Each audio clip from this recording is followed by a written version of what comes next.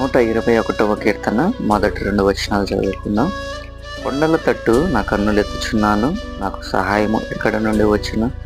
యెహోవా వలననే నాకు సహాయము కలుగును. భక్తుడైన దావీదు రాస్తున్న మాటలు ఏంటంటే, కొండల తట్టు నా కన్నులెత్తాను, అయితే నాకు సహాయము ఎక్కడ నుండి వచ్చును? యెహోవా వలనే నాకు సహాయము కలుగును అని రాస్తున్నాడు. బహుశా మన జీవితాల్లో కూడా దేవుణ్ణి విడిచిపెట్టి ఇతరుల వైపు చూస్తూ, వారు మాకు ఈ మేలు చేస్తారులే, వీరు మాకు ఈ సహాయము చేస్తారులే, వీరి వలన మేము మేలు పొందుకుంటాంలే అని నువ్వు ఇతరులను ఆశ్రయిస్తున్నావేమో. అది నిష్ప్రయోజనము. నీకు సహాయము ఎక్కడి నుండి వచ్చేదంటే యెహోవా వలన నీకు సహాయం కలుగు. దేవునిని ఆశ్రయిస్తే నీకు మేలు జరుగుతుంది. దేవుని ఆశ్రయిస్తే నీకు సహాయము కలుగుతుంది. దేవుని విడిచిపెట్టి నువ్వు ఇతరులను ఆశ్రయిస్తే ఎంతకాలమైనా అది నిష్ప్రయోజనము.